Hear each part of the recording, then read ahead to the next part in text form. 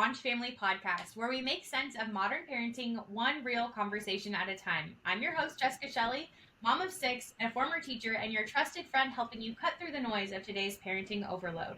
If you've ever felt overwhelmed trying to help your child manage stress, energy, or big emotions, especially with today's pressures, you're not alone. Here, we talk with experts, parents, and educators to bring you practical, heartfelt support for real family life. Today, I'm thrilled to introduce our guest, Christine Volden. Christine is an entrepreneur, meditation instructor, and founder of Energy Master, a program that helps both kids and adults develop emotional resilience and energetic regulation through simple yet powerful visualization practices. With a background in speech pathology, child development, and a deep experience in energy work, Christine brings a unique lens to parenting today's sensitive, dynamic children. Christine, welcome to the show. Thank you. Thank you so much. I'm so excited to be here. Yes, well, let's start with giving our listeners a little bit of background. What led you from speech pathology in child development into meditation and energy work? Yeah, that's a long journey, but I'll try to summarize it. I was fascinated with child development and kind of like all things health and like alternative health from the time I was like a young kid. And I'm not really sure why. Like my mom worked in like a health food co-op for a while, and I learned a lot of things from that. But I ended up getting a degree in speech pathology, and I went right into the Peace Corps. And I worked in a school for disabled kids, and it was so eye-opening for me to see, especially like in a developing country, right? Because they kind of load everyone into that school just because of resources. So there were hearing impaired kids, there were kids with severe autism, there were kids with cerebral palsy, and then there were just kids with ADHD who maybe didn't fit into the normal school structure. So that was just such an like as a human, that was just, I thought, like such a great experience. And as someone who knew I was going to be a parent someday, I just like tried to soak it all in. But at the end of the day, I realized that specific job wasn't for me. I'm like a little bit of an impatient person, and speech pathology is about like very, very slow progress. So it wasn't really right for me, but I love all kids and I love working with kids, and but it was great, education. And then I moved back to the States eventually, and I started working in business and entrepreneurship. At that time, like startups were all over the place. I worked in some of the first startups and ended up having a career for a long time in sales and technology sales, which was great because I love like new things. I love new technology. So it was great for me. But right after I had kids, I have two kids who are now like teen and preteens. And, after both of them were born, I really started questioning it, right? Like I liked the job, but I didn't like the field that I was working in. I didn't feel like I was giving back, especially as someone who was a Peace Corps volunteer. That was really important to me. And so I just really started diving into like, well, what would I want to do? And so there's a lot of trial and error there. And I do love being an entrepreneur. So I started a lot of different companies I was doing. And it's interesting. I think what led to this is I started doing sales coaching, and I still do that. In fact, that's how we met, right? And what I realized with that was so fascinating, because I was like, you know what? Everyone teaches like the sales stuff, right? How to negotiate, how to do pricing. But no one was teaching like the mindset around selling. And that's what I had observed for working in decades in sales was a big differentiator. There were people who had like all the great training, who were super intelligent, and they wouldn't be successful. And then there were people who were like the opposite, had like zero training, and they were just natural salespeople. And I was like, that's so interesting.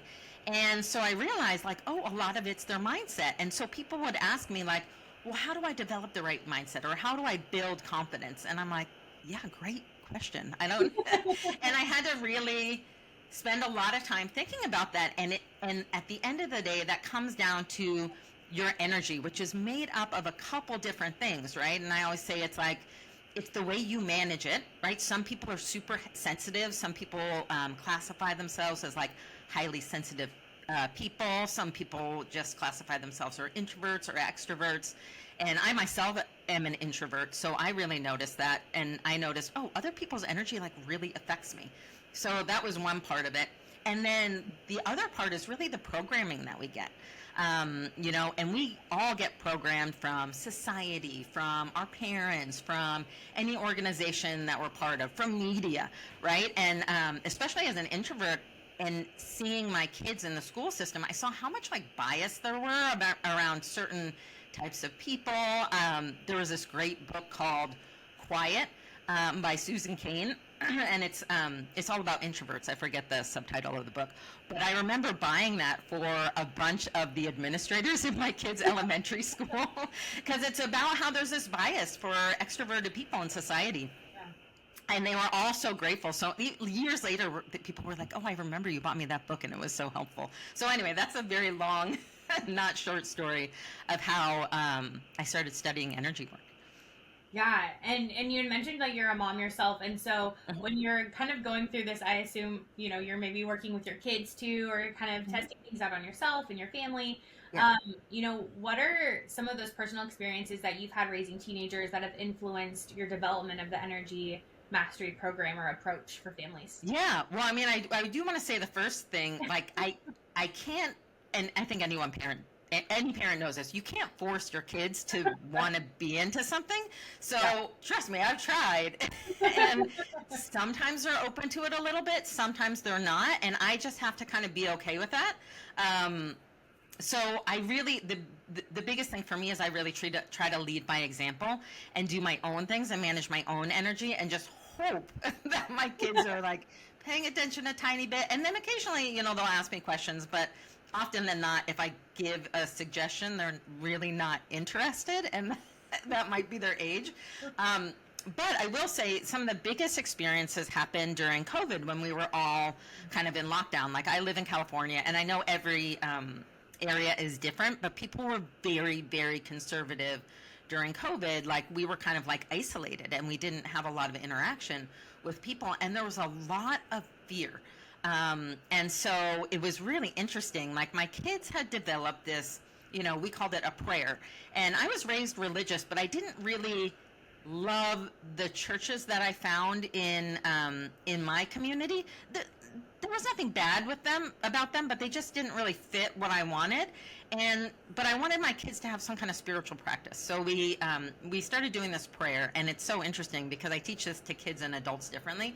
But basically, they had their bubble, right, which is kind of, some people would call it an aura, and they created this like protection around themselves, and then they would put this like protection item outside of this bubble that would kind of like buffer any energy that came in. And also, my kids, I have two kids, very, very different personalities, like night and day, right? One's super, super extroverted, and one's just like a little bit more quiet and contemplative. So it was interesting seeing, but they definitely were both feeling like, I could tell they were just being affected. I mean, who wasn't affected during COVID with all of the stuff that was going on? They couldn't see their friends. They, could feel like some people super scared, some people not. It was really confusing, and they were fairly young at that time. So we did a lot of talking about like their energy and how to feel safe. And I kept telling them, like, right, other people can't make you feel safe or not safe. You can observe them, but like you can decide in your heart how you want your energy to feel. And then the funny thing is I would give them extra practices. I'd be like, let's put extra protection around your bubble. And I remember my son was like, yeah, I'm already doing that. So it's like, I feel like kids are so intuitive. Sometimes I would learn stuff from them, and I would think that I was teaching them. So, but that's like one example. Yeah, and you had mentioned like you started this with your kids when they were younger during COVID. So why do you think that it's important to have these conversations with our kids, or kind of teach them how to manage their energy and emotions from an early age? Yeah, because I think it just gets harder as you get older, right? When you're a kid, you're really looking to adults for guidance, whether that's your teachers, your parents, other people in the community. And you're really open. Like, they say that your subconscious as a kid is like wide open until you're like 7, 8 years old. And so you're taking in everything around you, right? And you're observing. And if you live in a place where there's like a lot of fear, or people don't know how to manage their boundaries or their energy, you kind of like do the same thing. And I think with parents, it's especially important to be mindful. And I remember thinking that, I'm like, everything I do, my kids are absorbing, right? And so I was always trying to like be calm myself, because I'm like, okay, they're learning from me. And so much when I do kind of intuitive readings for people, I can see the programming that they've taken on from parents. And usually it's not just parents, because the way you act as a parent is the way, often you act, you acted as a child with your parent, or you're mirroring what they did. So often we learn patterns from parents who have learned them from grandparents, who have learned them from great grandparents. And then we're literally programming our kids, right? If you're a person who's super nervous all the time and not sure of yourself, like your kids might they just kind of mimic you, and they do the same thing. So that's why I think it's so hard. And then as kids get older, they start really noticing, and my kids are at this age now, right, where they're like, they care about other people think. They care about what their friends think. They're starting to understand their identity. And, I don't think it's ever too late to start understanding how to work with energy, but I'm so glad my kids have that foundation, at least, where they had at least this one tool to use. Because I think it gets harder and harder, and that's the interesting thing about this kind of preteen teen time, is that they're figuring it out, and there's a lot of trial and error.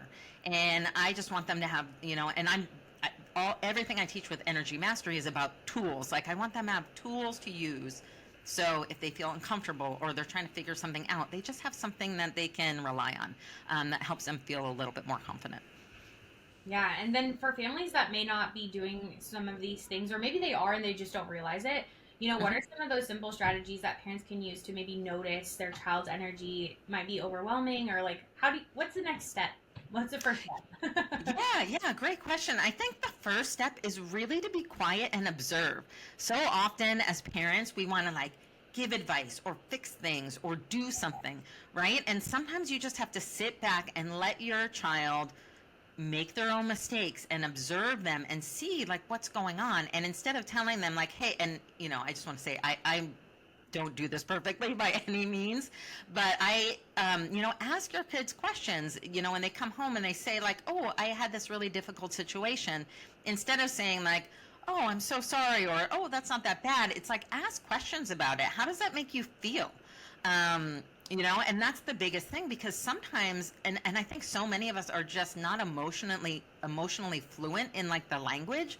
Mm-hmm. So we don't even know all of the different emotions. We can't even always recognize how we're feeling. So it's really beautiful if kids can start using, descriptive words to describe like their emotions or how they're feeling. They might be like, well, I'm sad, but it's kind of like more than that, or I'm worried, right? Like, and give them some, tools to explain it. I think some therapist a long time ago gave me this like emotion wheel, and it had like all of these different emotions. And I was like, wow, this is so great, because like most kids probably could name like, 4 emotions. And it's, so I think that's the first step, is observing. And then, I ask my kids like, well, how do you, so you're feeling this. And first of all, like validating that. Cause sometimes, especially like kids at like that preteen teen age, they're like so upset about something, and you're like, that's not something to be upset about. but like, I don't want to invalidate them. So I'm like, okay, great. That's great to know that you felt that. Like, how do you, like, what do you want to do with that? Like, how do you want to feel? Like, kind of just asking questions, and not like we're trying to fix it, but like ask questions. And then what I do is just kind of like observe them and see like, well, what do they do when they're feeling this way? They're feeling upset or worried. Like, what do they do when they're feeling that way? Do they distract themselves with their phones? Do they like immediately come up with some strategy? And so I do like a lot of observing. And then, I might just like, like sometimes I'll just say something like, oh yeah, I remember when I felt this way, I did, this is how I dealt with it. And I'm really trying to not give advice, because then, the minute I do that, they're like, yeah, no thanks. I'm going to do the opposite. So I think it's a lot of observing and like questioning, and then just, if you can lead by example, or you can, do something like that. I think that's, every kid is different though. Yeah, I think too, like to your point of like modeling the behavior, right? So even reflecting on, oh yeah, when I'm stressed, I pick up my phone and I start scrolling for a few minutes, or even being able to notice those sorts of interactions that are being modeled for your kids. So what are some ways that maybe parents can help like regulate themselves, or practices, or strategies to help ground themselves in those moments where they're feeling like overwhelmed, and then Yeah. that be that modeling moment for their kids too. Yeah, and that's so important because even as kids get older, they're always looking to their parents of how are they dealing with something, right? How do you react when you're watching the news and you see something that like really disturbs you, right? What do you do? So that's why it's so important for parents to do that. So I think there's a couple different things. Number one is really grounding. I do this 6-month energy mastery program, and the very first month I always teach grounding because if you're not grounded, it's like all of the other practices don't really matter as much. So to ground, there's a couple things. Now I do visualizations around, working with the grounding cord and all this stuff. But even if you don't want to do that, one of the best things you can to ground is just be outside in nature, right? Just go outside and walk, around some trees, or take a walk outside and don't look at your phone and just be present. For other people who are just like really like high energy, like doing some exercise, go for a run, go for a brisk walk, do something that gets you, because grounding is about being in your physical body, right? And being connected to the earth. And you can tell when someone's not grounded, right? Like a great example, you go to talk to someone, they're kind of like spacey, or they're not really present, or they're like out in Wonderland, or they're daydreaming, right? That's like the opposite of grounded. Being grounded means you are present and you are like in your physical body. So, go for a walk in nature, go just be quiet somewhere. If you're like stuck in an office building all day, like go and sit in a conference room by yourself for like 10 minutes. And I'll tell you, when I used to work in a corporate job, like that was challenging for me to sit quietly for 10 minutes. I'd be like that feels like forever. And you kind of have to build up that muscle of just being present and grounded. But yeah, I mean, those are the easiest things. But if you want to get really into like a visual, you can just imagine a grounding cord, right? From the base of your spine all the way down to the center of the earth. And just, like imagine that like connecting you and you bringing in that energy. But yeah, that's like the first thing that I would do. And the second thing is really managing your boundaries. And that's what I always teach in month 2, because so many people have hard times with boundaries, and people think, oh, boundaries, it's like saying no when I don't want to, instead of saying yes. But it's so much more than that, because we have like energetic boundaries, right? And a great way to describe that, right? If someone comes up and speaks to you like right next to your face, you're like, oh, it's like you're in my personal space. It's very uncomfortable. But sometimes people do that with their energy, right? And sometimes you're just like, oh, why do I feel like so uncomfortable around this person?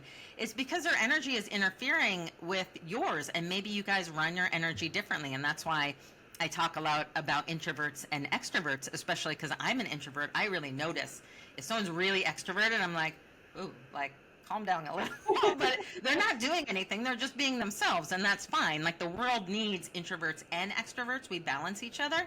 But sometimes I need to be like, okay, step back.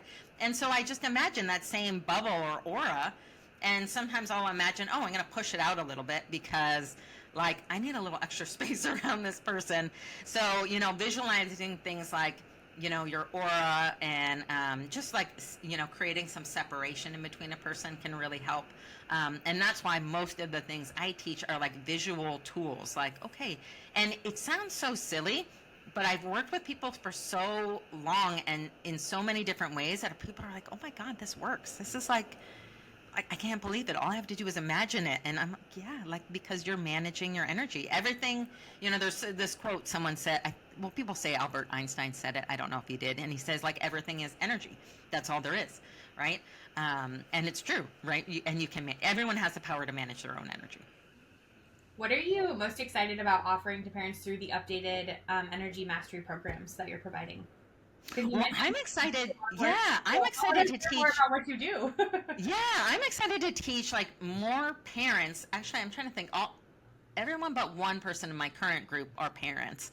But I just know when I kind of learned this, because I did a really extensive like meditation school training, and it was like beyond that. But I remember that was like the first thing I was like, this is so helpful for being a parent. Like, it's just because parenting brings up so much, right? We all have, like, I don't know anybody who doesn't want to be a good parent, right? And but there's so much on our plate, and we're told so many things. Oh, we have to watch what they're eating, how much time they're on their phone, if they're doing their homework, like if they're healthy, if they get vaccinated, if they don't get vaccinated. It's like there's so much, because we have access to so much information. It's like overwhelming to be a parent. And if you have any desire to be like a good parent, you probably feel guilty a lot of the time. And I think that's probably the deepest lesson that I've learned of doing this work is how to not have judgment for myself, whether it's as a parent or just a human. Like, I'm not perfect, and I'm never going to be a perfect parent. And the best I can do is try my hardest, right? And just to be gentle on myself. And so that's what I think is like such a gift for parents, because if you really learn how to manage your energy, you get into a space where you don't have judgment.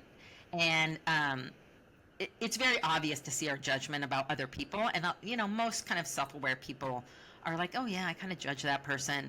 But we don't realize how much we judge ourselves. And that's the biggest thing. Because self-judgment is like the thing that really F's us up, to be honest. It's like we all want to be so perfect, and it's just not realistic. And so that's what I think is like the biggest gift to parents, like beyond, there's all this like, stuff I can teach them about managing their energy and helping their kids and staying more calm and grounded. But like not having judgment, I think to me is just like an amazing gift to give to people. That sounds amazing. I love it. I mean, I as a mom of 6, I fall into that cycle that you described, like every day, multiple times a day. So right, and our listeners too are resonating with your message of this kind of and society puts that pressure on us too. To your your earlier points where what we're fed, how we're kind of programmed is so ingrained in our experiences that we've lived and the societal pressures and all of those things where we're like searching for that perfect like Instagrammable moment, right, from our day. When that in reality, like it's a mess behind the scenes. Like we're all a work in progress, and I think like that's the kind of eye-opening realization that I'm coming to too of like progress is better than perfection, right? Striving for progress, 1% better each day for our kids is really, that's huge. Like that's better than we were yesterday. That's better than we were 30 days ago. So there's a lot to be said about that kind of continuous work that we're doing to support ourselves and our families. But absolutely. We have a segment near the end of our podcast where we ask questions from our community. So we have a parent helper named Emmy, and so she's a support system for families to help with these kind of like questions that come up in modern family life. And so one of the questions from our community is that my child is sensitive and anxious before school. How can I help build their confidence in the mornings? And then maybe if you have any like visualization or energy exercise you suggest like to help with morning routines. Yeah, that's a great question. My kid, oh man, one of my kids was like, I had to sit with him in preschool for like 20 minutes before he would let me leave, like the entire time of preschool, not just like the first year. So I totally empathize with this person. Do we have any idea how old the child is? I'm thinking it's a younger child. I think it's a younger child, so like grade school age, like early grade. Yeah. So I love this this concept of seniority, and this is another thing that I teach. There's like 6 core like principles that I teach, and seniority is basically the idea that we can always control like how we want to feel in any situation, right? Because we can never control other people and their responses, but we can always control like how we want to respond. In the beginning, we can't always, right? And especially a young kid is still like trying to figure that out. But I think it's really important for us all to know that we can take ownership of our experience. The opposite of seniority is like giving over your seniorities to someone else. So a great example is like you go to a doctor and they tell you something and you're like, okay, I believe you blindly with no questions asked, right? Not that doctors are, wrong, but sometimes they are. And it's our bodies and our experiences. Same with like someone who goes to church and they're, the person who's leading the church might say like, this is wrong, or this has to happen, or this is bad if you ever do that. But that's, and not saying any of that's wrong, but the person may or may not, have the same point of view, and you're allowed to question that. So I would really want to empower that child and be like, hey, what do you think would, like, I would ask them. I'd be like, what would help you feel safe? Like, what do you not feel safe from? And I would definitely, and I'd be really curious about that question, because kids always have different things. Like, my daughter had like a really strange fear of fire and of like things burning down. And this was like really, really young. And like, I'm like, who knows where this came from? Right. And so I'd be like, okay, well, what would you make you feel safe? And she was like, well, she was really worried. She had this little lovey she would bring to school. And so she was so worried about it. And I'm like, okay, like, and again, I'm like, this is kind of a weird thing. I don't know what this is about. But we ended up like buying like a fireproof pouch to put in her backpack. And it was like very inexpensive.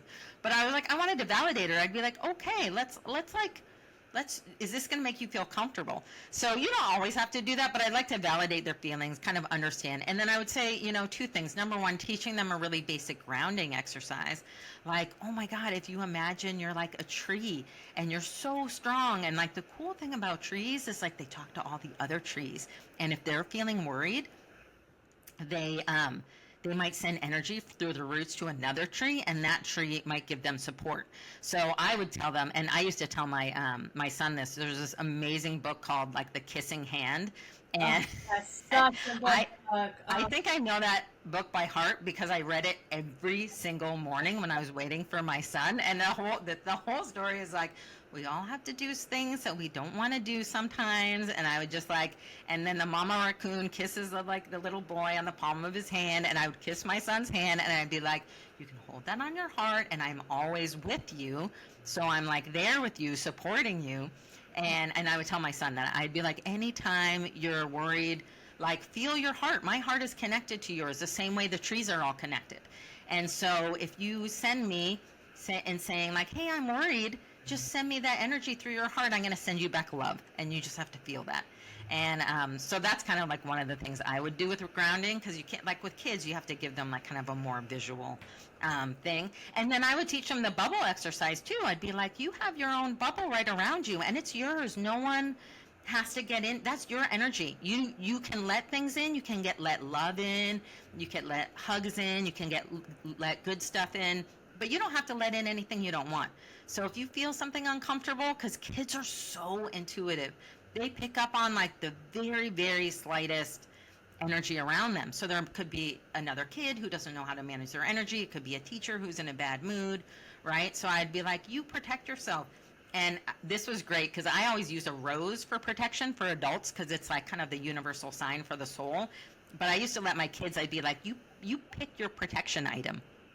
And my son would be like, okay, it's a soccer ball. My daughter would be like, oh, it's a unicorn, right? So I'd be like, okay, because that's another way to empower them, right? And I would say, well, why don't you pick something today that can protect you around your bubble? Like, you get to pick what it is. And, I think for a while my son had a dragon, which was pretty cool.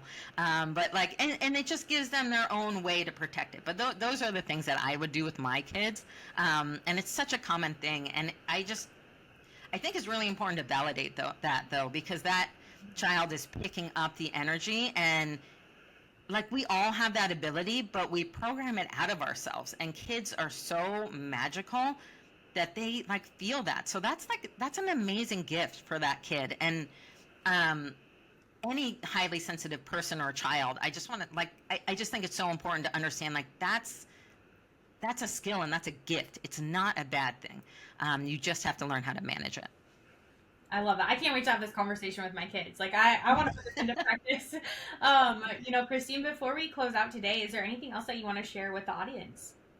Well, the biggest thing is I want to share a meditation for parents that they can do with their kids. So I was saying I'll do that on my website. I'll do it on christinevolden.com/launchfamily. But I'm going to do the meditation that I taught my kids, and I'll kind of walk through it and give some instructions about it. But yeah, I just want everyone to know, I think everyone was created on this earth with like the gifts that they're meant to have. And when we have some kind of challenge, even the word disability, I think is such a not appropriate word, because no one has like a disability without getting another gift, right? So I think, and that's what I've seen, being able to like intuitively read people, is that I can see that even a major sense is taken away, you're given a gift somewhere else.